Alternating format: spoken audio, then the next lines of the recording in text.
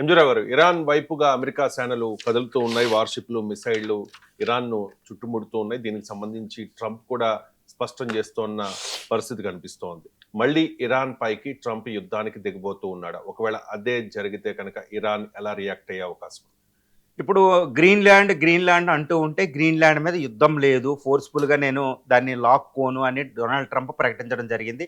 అదేవిధంగా వెనుజులా ఇష్యూ కాస్త సద్దుమడిగింది. అక్కడ తైవాన్ విషయం కూడా కాస్త సద్దుమడిగింది. ఇప్పుడు డొనాల్డ్ ట్రంప్కి ఏంటంటే ఏదో ఒక యుద్ధం చేయాలి. ఎందుకంటే యునైటెడ్ స్టేట్స్ ఆఫ్ అమెరికాలో ప్రజలు ఆయన మీద తిరుగుబాటు ధోరణితో ఉన్నారు. అమెరికన్ కాంగ్రెస్లో ఆయనకి వ్యతిరేకత పెరుగుతుంది. కాబట్టి డైవర్షన్ ఆఫ్ పాలిటిక్స్లో భాగంగా తర్వాత ఇరాన్లో వచ్చిన ఒక అద్భుతమైన అవకాశం ఏంటంటే అక్కడ ప్రజలు తిరుగుబాటు చేస్తున్నారు, అసంతృప్తి ఉంది, ప్రొటెస్టులు జరుగుతున్నాయి. కాబట్టి 1979 నుంచి ఏ అమెరికా ప్రభుత్వం కూడా ఈ ఖమేనీ ప్రభుత్వాన్ని పడగొట్టలేకపోయింది. ఇలాంటి అద్భుతమైన అవకాశం ఈరోజు యుఎస్కి వచ్చింది. కాబట్టి ఇరాన్ మీద నేను ఇంకా దాడి చేయనన్న వ్యక్తి వెనక్కి తగ్గిన యునైటెడ్ స్టేట్స్ ఆఫ్ అమెరికా ఇప్పుడు మళ్ళా తన మోహరింపులను మొదలుపెట్టింది. ముఖ్యంగా ఏ మోహరింపులు అంటేనండి, ఇప్పుడు అక్కడ పసిఫిక్ మహాసముద్రంలో ఏది తైవాన్ దగ్గర ఉన్నటువంటి యుఎస్ఎస్ అబ్రహం లింకన్ అని ఎయిర్ క్రాఫ్ట్, అంటే స్ట్రైక్ క్యారియర్ అంటారన్నమాట. దాని వెనకాల కొన్ని డజన్ల కొద్దీ షిప్పులు ఉంటాయి, 3 డిస్ట్రాయర్స్ ఉంటాయి, యాంటీ షిప్ మిసైల్స్ ఉంటాయండి. అదేవిధంగా యాంటీ షిప్ మిసైలు తోహమాక లాంటి మిసైల్స్ ఉంటాయి. తర్వాత ground air to surface to air missiles ఉంటాయి అన్నమాట. దాని మీద 90 USS Abraham Lincoln air craft carrier మీద 90 యుద్ధ విమానాలు ఉంటాయి. ముఖ్యంగా F-35, F-22 రాప్టర్, F-16, తర్వాత F-18 హార్నెట్. ఇదేంటంటే ఇదేం చేస్తుందంటే వచ్చే ఇరాన్ దగ్గర ఎక్కువ డ్రోన్లు ఉన్నాయి కాబట్టి డ్రోన్ కిల్లర్ ఎయిర్ క్రాఫ్ట్ అంటారన్నమాట. దాన్ని కూడా F-15E ఈగిల్ అనే దాన్ని కూడా అక్కడ మోహరించడం జరిగింది. తర్వాత తుర్క్మెనిస్తాన్లో తన C-17 హెర్క్యులస్ ఎయిర్ క్రాఫ్ట్లను కూడా రెడీ పెట్టింది, ట్రాన్స్పోర్ట్ ఎయిర్ క్రాఫ్ట్లని. చాలా కష్టంగా ఉంది. అంటే యుఎస్ఎస్ అబ్రహం లింకన్ అనే ఎయిర్ క్రాఫ్ట్ క్యారియర్, దాంతో వచ్చే ఒక కొన్ని షిప్పులు, డజన్ల కొద్ది షిప్పులు, 3 డిస్ట్రాయర్లతో ఇరాన్ సర్వనాశనం చేయగల శక్తి యునైటెడ్ స్టేట్స్ ఆఫ్ అమెరికాకు ఉందండి. దాంతోపాటు డిగో గార్షియాలో B-2 స్పిరిట్ బాంబర్స్ అక్కడ రెడీగా ఉన్నాయి. యుఎస్ నుంచి కూడా అవి రాగలుగుతాయి. ఇక యూరోప్లో ఎయిర్ బేస్లు రెడీ చేసింది. కానీ గల్ఫ్ ప్రాంతంలో ఉన్న ఇస్లామిక్ కంట్రీస్ ఏవి కూడా అక్కడ అమెరికన్ ఫోర్సెస్ని అక్కడ నుంచి అటాక్ చేయొద్దని చెప్పినాయి. తన ఎయిర్ స్పేస్ కానీ తమ భూభాగాలను కానీ ఇరాన్కి వ్యతిరేకంగా వాడుకోవద్దని చెప్పినాయి. కాబట్టి ఇప్పుడు యునైటెడ్ స్టేట్స్ ఆఫ్ అమెరికా ఈ పర్షియన్ గల్ఫ్, ఆ తర్వాత గల్ఫ్ ఆఫ్ ఒమన్, అదేవిధంగా ఉత్తర అరేబియా సముద్రంలోకి తమ మోహరింపులు చేస్తుంది. ఇది చాలా డేంజరస్. అంటే ఇరాన్ని అటాక్ చేయగలగడానికి ఎంతైతే పొటెన్షియల్ ఫోర్సెస్ కావాలో ఆ ఫోర్సెస్ అన్నిటినీ అక్కడ డిప్లాయ్ చేస్తుంది, మోహరింపు చేస్తుంది. తర్వాత గల్ఫ్ ప్రాంతంలో తన ఆర్మీని కూడా సంసిద్ధం చేసింది. తర్వాత ఎక్కడికక్కడ జరుగుతుంది. కాబట్టి యునైటెడ్ స్టేట్స్ ఆఫ్ అమెరికా ఎట్టి పరిస్థితుల్లో ఏ క్షణంలోనైనా ఇరాన్ మీద అటాక్ చేసే అవకాశాలు ఇక్కడికి మనకి పుష్కలంగా కనిపిస్తున్నాయి.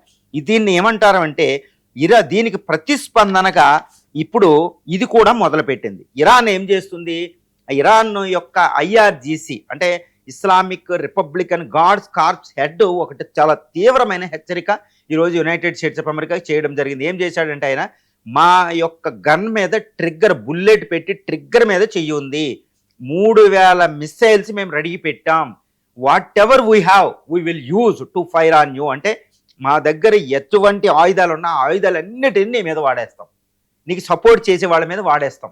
కాబట్టి America is not safe, American interest are not safe in the Gulf region అంటూ ఇరాన్ యొక్క ఒక భీకరమైన ప్రతిజ్ఞ చేస్తూ ఇరాన్ ప్రకటించడం జరిగింది. చాలా dangerous forces American forces, USS Abraham Lincoln వీటిని తట్టుకోవడానికి వాళ్ళు ఏం చేశారు, S-400 HQ-9 అని ఎయిర్ డిఫెన్స్ సిస్టమ్ని మోహరించి పెట్టుకున్నారు టెహరాన్లో ఖమేనీ రక్షణకి. కాబట్టి అంత ఈజీగా వాళ్ళని అటాక్ చేయలేరు, ఇరాన్ని అటాక్ చేయలేరు. ఇరాన్ని అటాక్ చేస్తే అమెరికా కూడా నష్టం కలిగే అవకాశం ఉంది.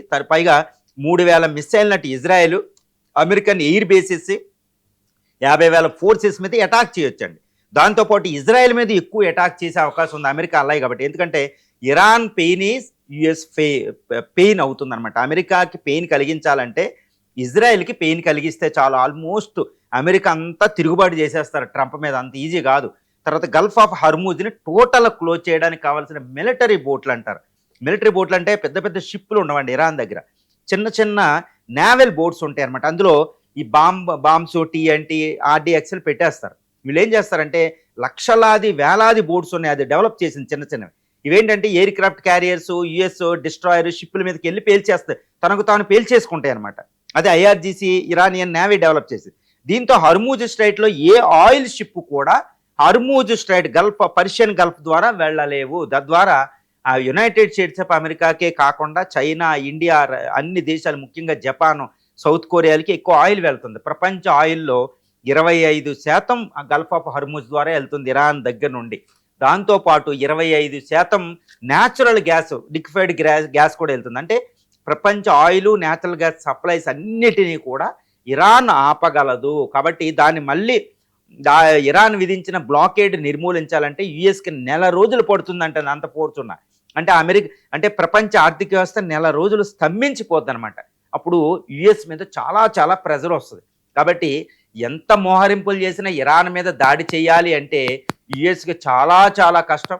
ఒకవేళ అణుపరీక్ష చేసి ఉండి అణుబాంబే ఇరాన్ దగ్గర ఉండగలిగితే మాత్రం ఇంకా యునైటెడ్ స్టేట్స్ ఆఫ్ అమెరికా ఎటువంటి నష్టాన్ని ఎదుర్కొంటుందో ఎవరికీ తెలియదు.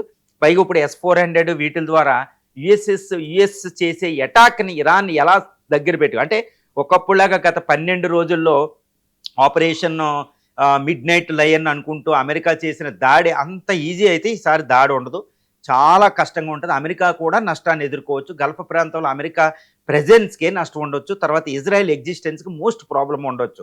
కాబట్టి ఈసారి ఇరాన్ కెలకడం అంటే చాలా ప్రమాదం. చాలా ఎటువంటి దాడి జరుగుద్దో అన్నట్టు చూస్తున్నారు. కానీ ఈ పిచ్చి ట్రంప్, అంటే ట్రంప్ ఏ నిర్ణయం తీసుకుంటున్నాడు అంటే అది ప్రాక్టికల్గా లేదు. అంటే అక్కడ ఉన్న పరిస్థితులకు అనుకూలంగా లేదు. ఆయనకి యుద్ధం పిపాస పట్టుకుంది. యుద్ధం అంటూ మాట్లాడుతున్నాడు. గల్ఫ్ తర్వాత వెనిజులా తర్వాత నాటో తర్వాత ఈరోజు ఇరాన్. ఇంకా ఆయన ఇష్టం వచ్చినట్టు మాట్లాడుతున్నాడు. ఏదో ఒక పెద్ద యుద్ధాన్ని ఆయన కొని తెచ్చుకునే అవకాశాలు ఇక్కడ ఉన్నాయి. కాబట్టి ఇరాన్ మీద దాడి ఏ క్షణమైనా జరగవచ్చు అనేది తెలుస్తుంది.